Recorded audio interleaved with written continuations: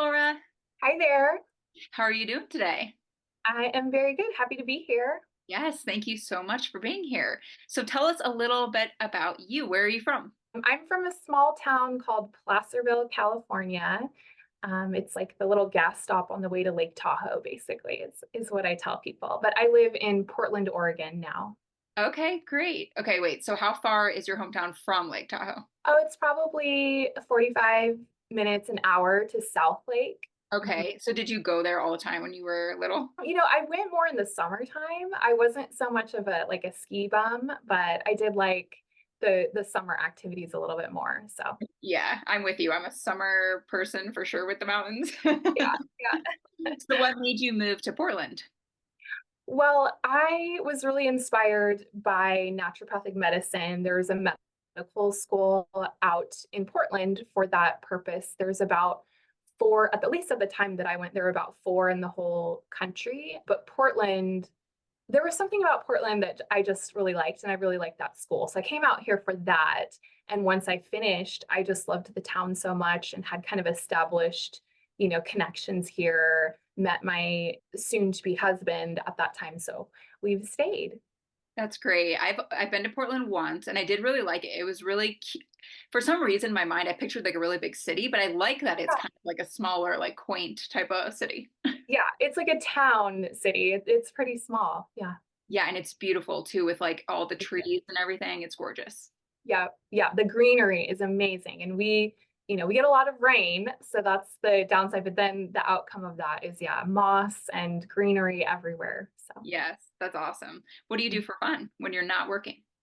yeah, for many years, especially during school and starting up a business after that, it was all work mode. But I have found myself in the last many years, I really love like DIY stuff. I've gotten into kind of furniture refinishing, and I built a really massive dollhouse from scratch a year or so ago. So I love doing crafty things like that, and just getting dirty and just getting lost in a project. Wow, that's amazing. That takes like a lot of patience and Yeah, skill. So yeah, it does. I'm the complete opposite. I am not a craft person. So I appreciate those though who are because we need you. Yeah, yeah, So you have type 1 diabetes, correct? I do. Yes. So tell us about your diagnosis story. Yeah, so I think I was about 2 weeks before my seventh birthday, and had been for a few months dealing with just a lot of fatigue, and I was losing weight, which isn't common at that age. You should be growing. So I was losing weight. I was drinking so much water in the middle of the night. I would get up and just stick my head under the faucet and just from the bathroom and drink a ton of water. So my mother was talking to somebody at her job and kind of describing like, something is odd here. This is strange. And they said, "Oh, hey, I have a family friend and this sounds like type 1 diabetes. I would, take her to the pediatrician pretty quickly." So she did that, and they did a finger stick right in the office. And sure enough, it was like, I don't know, 600 something. So they said, "Hey, go home, pack some stuff, and just head to the hospital because you're going to be there a little while." So that is what we did. I was fairly young. I remember bits and pieces of it. And yeah, that's my story. One, it's crazy though that you bring up your birthday, like it was near your birthday, because most people I interview, and I'm not even kidding, it was around some type of like holiday, like their birthday or Christmas or Interesting. something. And I'm like, Yeah. why is that? That is so weird. So weird. Yeah, and I actually didn't even remember that. I was speaking to my mom just a few months ago, and she told me that because she always said, "Oh, you were 7." I remember that, but she said, "Oh no, it was like right before your seventh birthday." So interesting. Yeah, that's fascinating. I wonder what kind of connection there are, if that's like a point that people just remember, right? Um, Hmm. but So technically interesting. you were 6. Technically, I was 6. Yeah, that kind of blew my mind when I learned that. That's crazy. So how long did you spend in the hospital? Do you remember? Yeah, it was about a week. This was back in 1989. I feel so old saying that, but I know it seems like people diagnosed nowadays spend a lot less time. I was quite young too, so I think there was a lot of There was a learning curve as far as me doing injections and feeling comfortable with that before I left. But yeah, this was a while ago, so things were done a little bit differently back in the day. Did you have to put an injection in an orange? Because I've heard those I stories. did. Yep, yep. They had me practice on an orange. Yes. Yeah. They said, okay, it's going to feel very similar to this. And yeah, I remember they fed and they would give me saltine crackers with like the American, where there's American cheese slices that you unwrap out of plastic. They would Mhm. give me that to eat. They also gave me huge bowls of Raisin Bran cereal. And I remember looking at the raisins and they were just covered in this white powdery stuff. And Mom, is this sugar? Like, isn't that the whole reason I'm here is because they said I can't have sugar?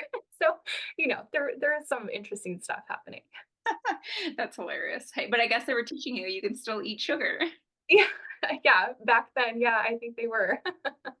So, what method did you get put on immediately? Was it insulin shots? Yeah, and back then it was regular and NPH. So those were done twice per day.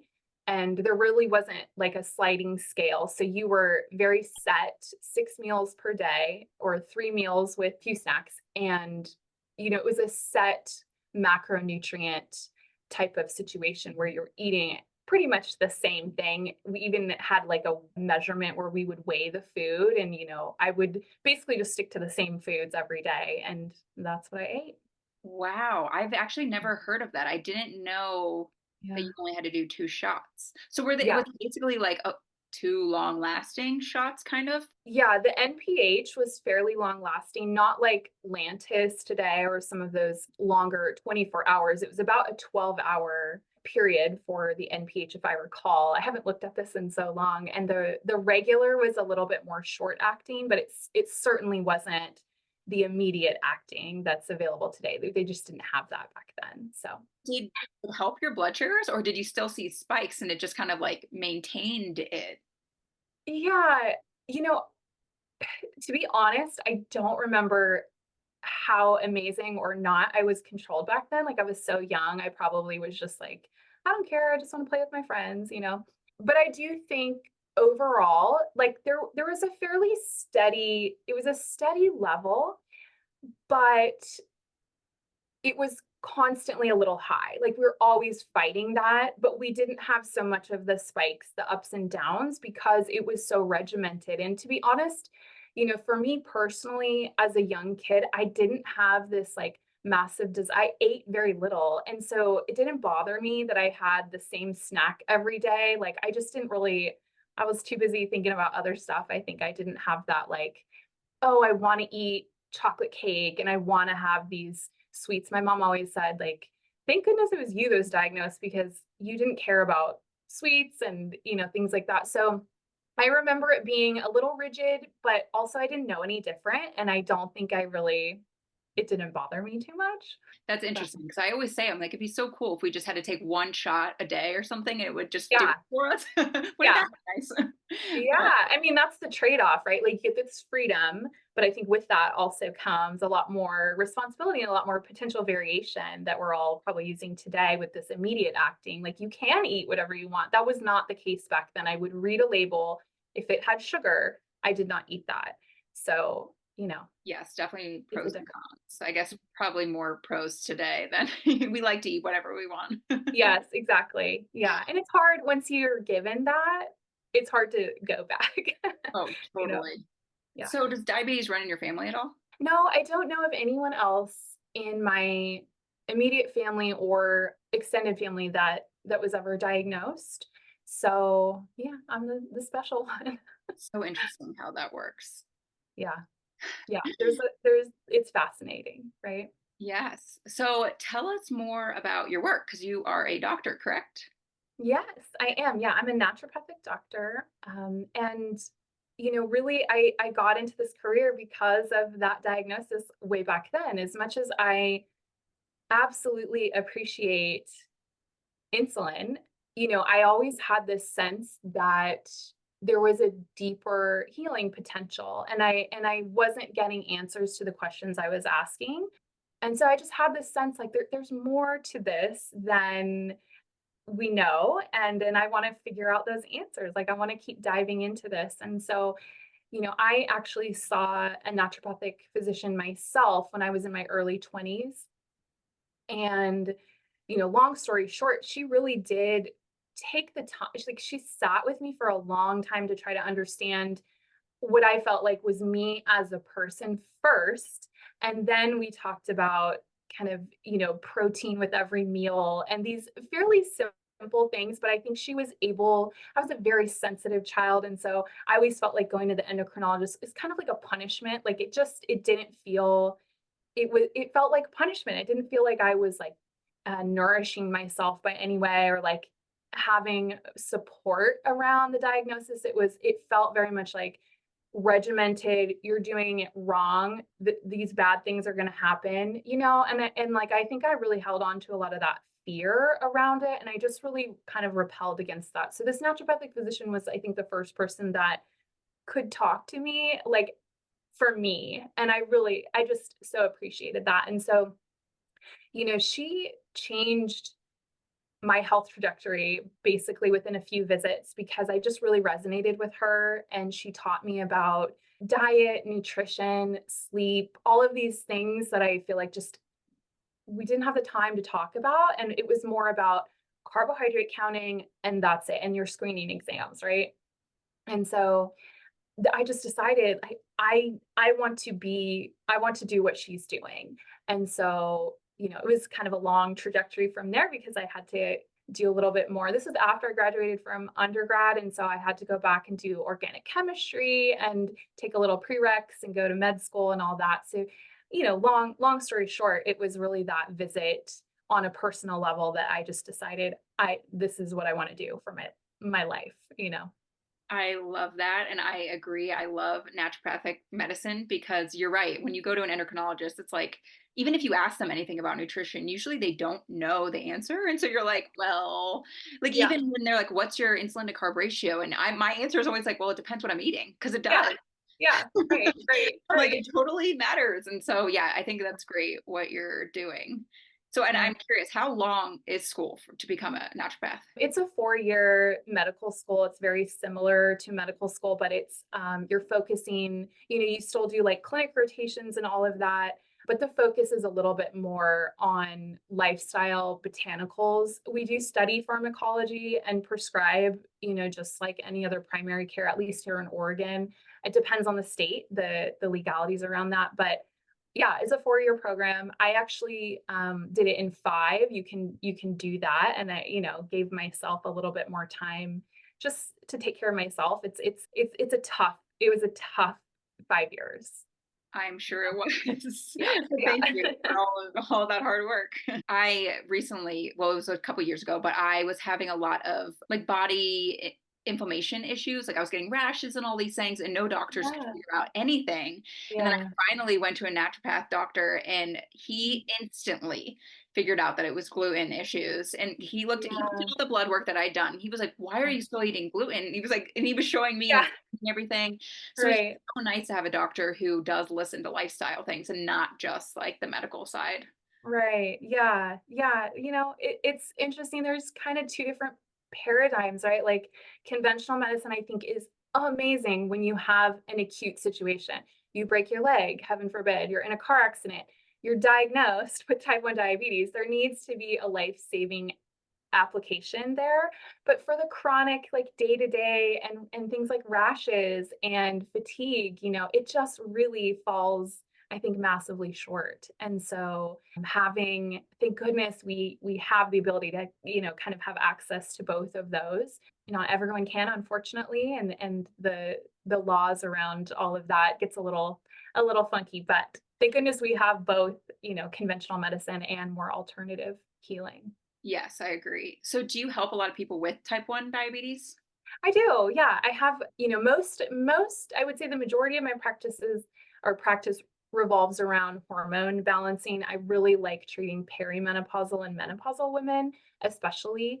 But I do have quite a subset of type 1s. And sometimes that is mostly around the hormones and type 1 diabetes because that's usually how they find me. But I do treat quite a few type 1s. That's great. So I'm Mhm. curious, what simple steps would you recommend to type 1, like right now? So maybe somebody newly diagnosed that's only been to an endocrinologist and they're Yeah, confused. Like maybe yeah, what are like 3 things that you'd be like, okay, this is what I would just start doing now, from your yeah. own experience and also just your medical experience? Yeah, I would, first of all, take a deep breath because it's just so overwhelming. It's so overwhelming. And my heart especially actually goes out to the parents of the diagnoses, especially when I think about my case, I was just so young. And depending on when you're diagnosed, like remember that humans, we are so resilient. Like we have this innate ability to heal.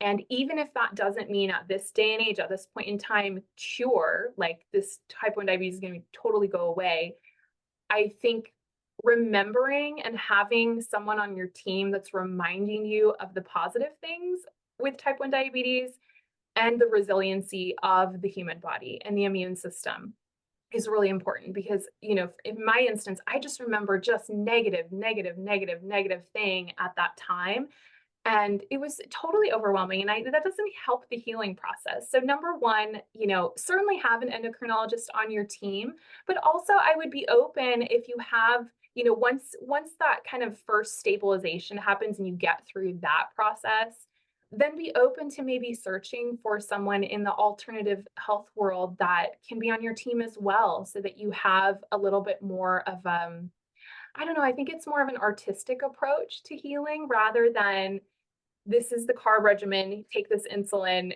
follow this dietary program, not even talking to you about the diet, right? And moving on. So that would be number 1. Number 2, I would really think about the gut microbiome would be my next area that I think you should focus. So, we tend to think of autoimmune conditions as like the immune system is attacking our own body. I think that's the wrong way to think about it. I think it's multifactorial, first of all. And, but having a healthy gut microbiome, I think, is the key to softening that diagnosis, softening the ups and downs that are going to happen with that.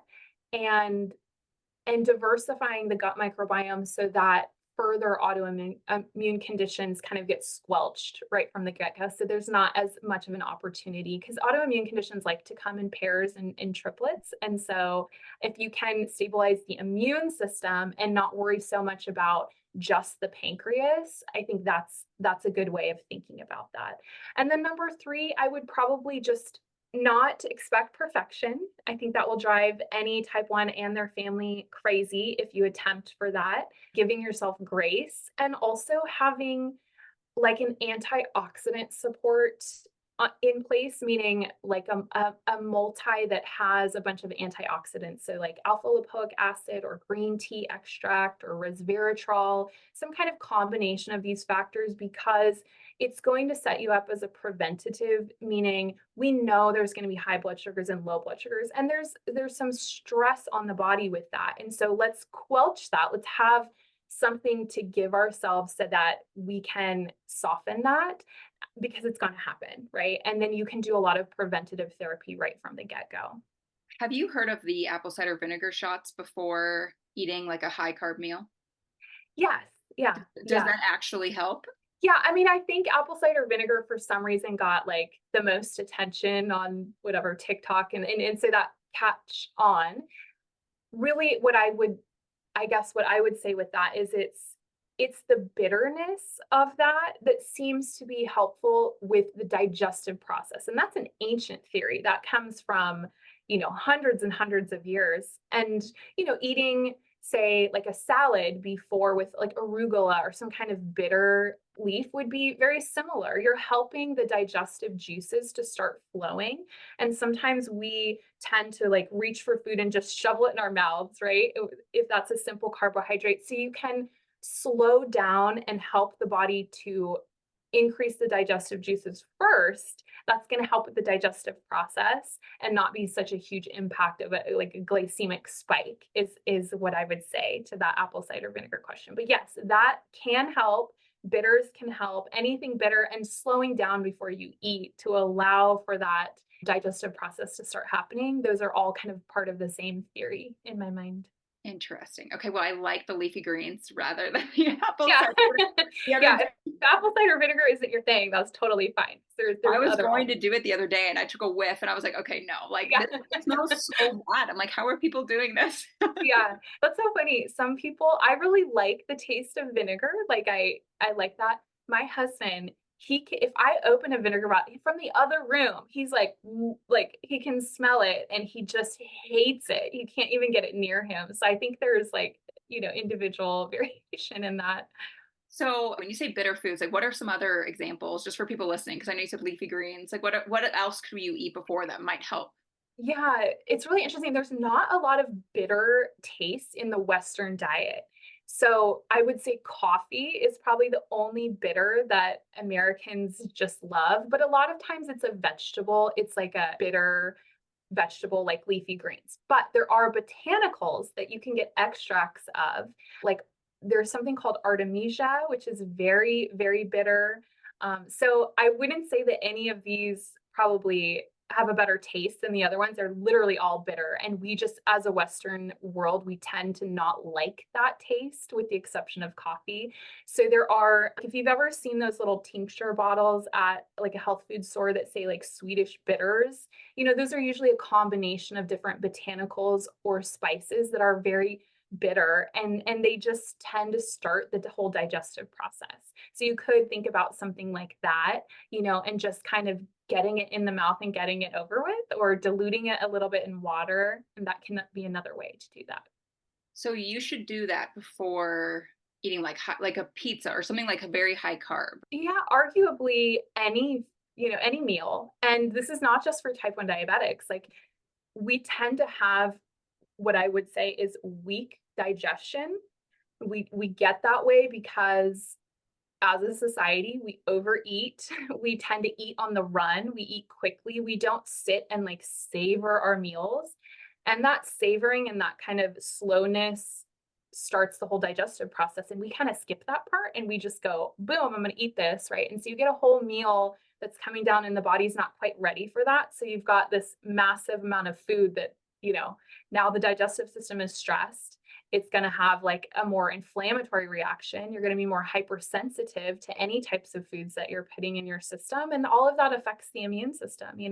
And so, yeah, sorry to ramble on, but I think that would be my answer would be, yeah, anyone should be utilizing that before any type of meal. It really doesn't matter because what you're doing is priming the pump, to say, getting all of that flowing and being mindful, slowing down before you eat, kind of having, a grateful mindset, that can all be really helpful too to the digestive system.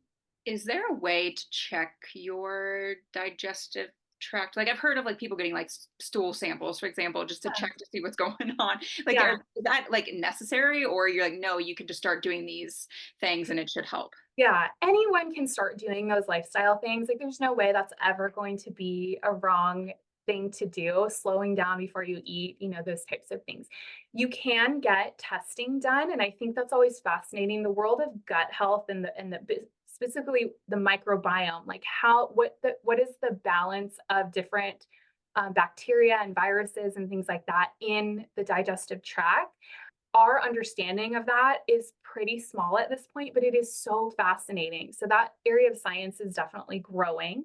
And there are tests out there where you can get a sense of this. I actually work with a company called Doctors Data, and they have a test called the GI 360, but there's other companies out there that also run these tests. And so it is a stool test, and it will look at markers of digestive health. It will also measure basically the gut microbiome and tell you, compared to a healthy sample, this is how much good bacteria you have or not.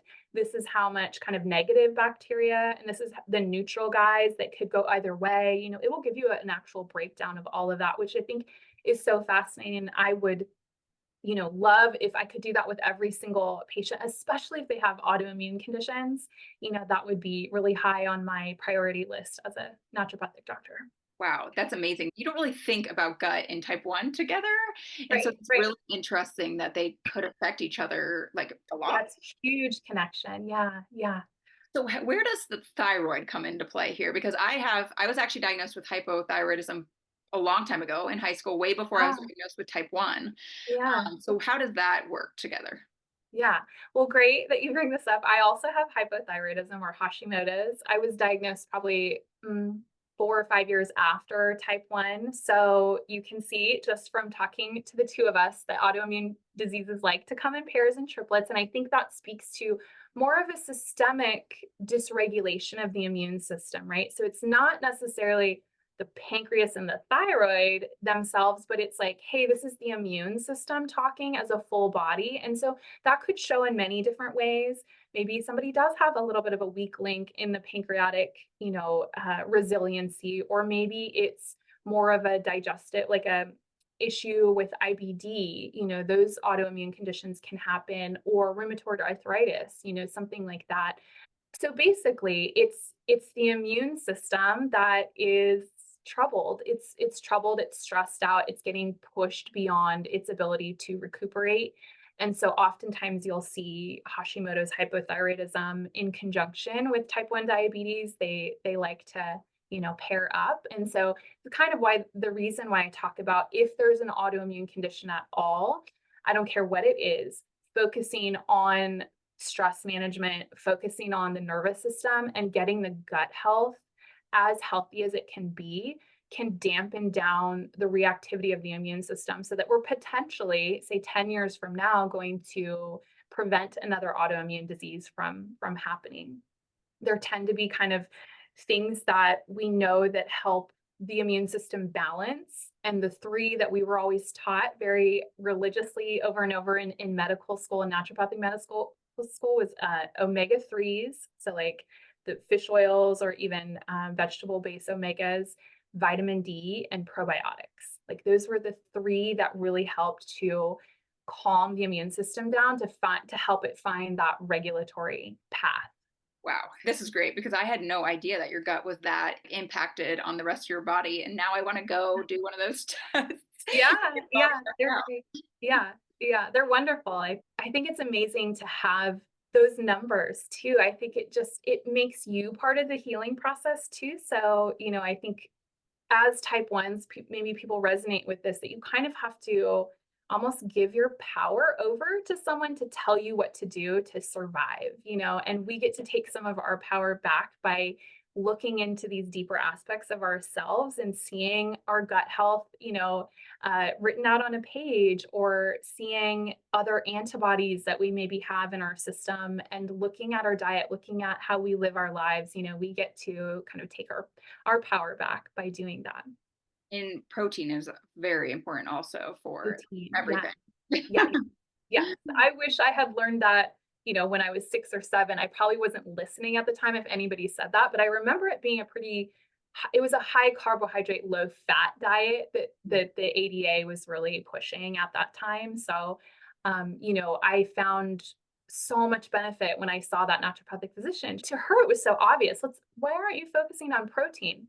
Well, I don't know. No one had ever discussed that with me. And so it wasn't until my early 20s that I really, came to value that and start changing the way that I was eating, and saw that it had such a massively impactful effect on my blood sugars, but also just my life in general, and feeling like I had the power back, that I was in more control than I realized. Do you know if it matters? Like, is there a difference between animal protein and vegan protein? Does it make a difference, or as long as you're getting protein, you're good? Yeah, I mean, I would say I think this is a really charged topic. I do think, and this is just my opinion, so please, if you don't feel this way, I think it's okay. But I do think as humans in general, we're meant to eat both things, to be omnivores. So I do think I would prefer to see my type 1s having some animal protein. There are other components of animal products also that you just don't get from eating just vegetables alone. So anytime you know, we have to be repleting, say, B12, or constantly iron deficient. I think that speaks to, hey, like, let's be a little bit more open-minded and think through this. So yeah, I would say there are still differences. arguably at the end of the day, when we're trying to say this is the amount of protein, the amount of fat, the amount of carbohydrate, this is a very Western idea to like segment the food like that and to make it mathematical, right? But we have to remember there's energy behind food. There's like combinations of foods that go really well that ancestors have been eating for thousands of years. And so I think thinking about it in a more artistic way too, rather than the way that we've, as type ones, have all been taught is how much carbohydrate is in this, right? And it's very regimented. There's a lot of other ways to think about that. And I think it also matters on how you feel when you're eating that. If you feel horrible because you're eating this poor cute little animal, I think that also matters. So, I think that was a long answer and not a direct answer, but that's, I think it's a primed question that's complicated. So it Yeah, depends on the person, I would say. I feel like it's been a hot topic kind of in the podcast world lately. So I was curious to hear your Yeah. opinion. I love meat, so Yeah. I'm pro meat, but Yeah, I yeah. I know know, I've done much better with my type 1 eating meat. I did have a stint of trying vegetarianism and even veganism, and I didn't do as well. I really was like focusing more on carbohydrates, right? And it was just, I found it hard. I was tired. I remember going into med school and a naturopathic doctor saying, "Oh, are you vegetarian?" Like, is everyone at med school vegetarian? I was like, I think there's a lot of people. And she said, that's not going to last. You're not going to get through the program, doing that. And again, I think it depends on the person. I have known vegetarians that have so much energy and seem to be doing great and, aren't having an issue. But if you are, I think it's reasonable to rethink that. wow, that's interesting. Yeah. Okay. Yeah.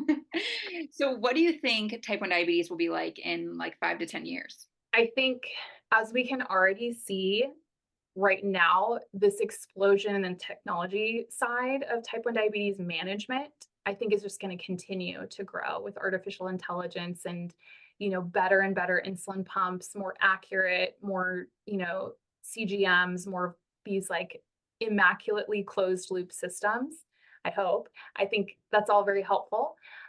My true wish is that we could focus more on prevention and understanding the development or the what is termed in medicine the etiology, the reason why it develops in the first place.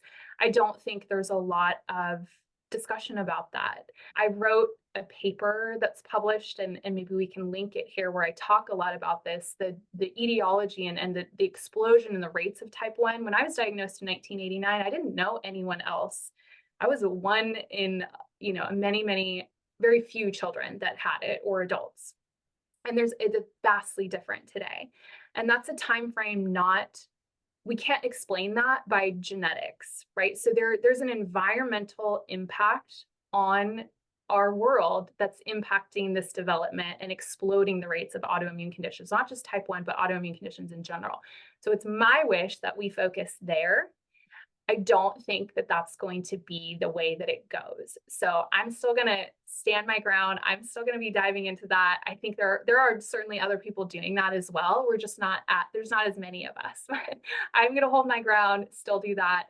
I'm super appreciative for all the tech companies out there that are pushing the boundaries and really getting just awareness. And I think this idea of all these non-type 1s wearing CGMs, I laugh at it, but it has brought much more attention to CGMs and the development and the technology and the money, right, that we need to move all this. But so that would be my answer is I think it's really going to be a focus on the management with these devices. More and more people are going to be diagnosed, and that's just going to continue to exponentially rise. So I'm going to be here silently trying to work on the etiology part and the prevention part and the where we understand that we need to get involved so we prevent other autoimmune conditions from happening in the same individual. That's where I think things are headed. If you Google it, it says like by, I don't know, the next 20 years, like 5 times the amount of people will be getting diagnosed. I'm like, how does that even work? That's insane. Doesn't make Right. any sense, but you're right. We there needs to be a solution to that because that just can't keep happening. Yeah, yeah, it's pretty incredible when you think about it. So, a lot of tech companies will make a lot of money, and there's pros and cons to that. But yeah, Yeah, but type 1, it breaks my heart because it is not an easy disease. And No. from the outside world, I feel like people don't really understand what we go through. Only type 1s know what we actually go through, and nobody Yeah. really else knows. They think it's easier than it is, and so Yeah. it's frustrating. But yeah, Yes. that's awful. Yeah. It's tricky. And I think to be fair, like most type ones don't look ill, right? And so it's tricky. And we do have fairly normal lives. You can still become a doctor, you can still, do all of these amazing things. And arguably type ones, I think, are overachievers. Like we get very disciplined. And so I think, yeah, to the standard eye, it looks like, oh, no big deal. You totally got this. So yeah, you're right. So, do you have any last minute tips for anyone that's recently diagnosed? I know you already gave us a few, but I think I give this advice knowing if I could go back in time, it would be first of all, like I said, it's the parents that especially for young children, it's harder on the parents than it is on the child. Remember that young children and even like early teens, 20s, like you're so resilient. So just remember that, it feels like the world's kind of caving in on you and this is like the worst thing ever. But the lifespan for type 1s at this point is as long as the average person. There's certainly challenges that come with that, but in some ways it can be, I think, of benefit. I don't think I would have become a doctor and been so like dog with a bone about things if I hadn't been trained from an early age to be fairly regimented. So I think it has given, me some definite benefit. My favorite aspect of any human is humility. Like, I think we all need that, especially in today's world. And I think type 1 diabetes naturally kind of like kicks you when you're feeling like overly confident. And so I think it makes really amazing people, to be quite honest. So I would think about getting an alternative healer on your side that can remind you of those things, that can remind you that has experience, that can go deeper with things like the gut microbiome and know that some of the conventional help that you're probably getting as a new person with diabetes or parent with a child is not all there is. There's so much more out there. So take what you get, just be a sponge and be willing to kind of push beyond the boundaries because there's a ton of healing out there that can be had for type 1s that isn't often given, right at that diagnosis. love it. Can you help people anywhere in the United States or only Oregon? Yeah, so my license is active in the state of Oregon, the state of Washington. Sometimes when people live outside of those states, it gets a little complicated. You can always contact my office and we can work that with you, but I can do like educational consulting. There are states where I can't do direct medical care per se, but sometimes there's ways that we can kind of do some soft approaches like that. So, Okay, yeah, because I think it's very nice that you're also a type 1 because it's yeah. you understand what we're actually going through, so that's Yeah, definitely a right. benefit. Yeah. Yeah, that's like an unspoken, massive novel that doesn't need to be explained. You have that immediate connection, with another type 1. So that it's a very real intangible aspect, I think. Yes. So how do people get in touch with you? What's your social media and what is your office? Yeah, so you can head to drneville.com, and that's doctor spelled out. That's where you'll find all of my contact. You'll find my social media. You'll find a way to get a hold of me to the office. You can email me. You can see I have a bunch of freebies out. The paper that I wrote on type 1 diabetes is also available on that website. So everything lives there.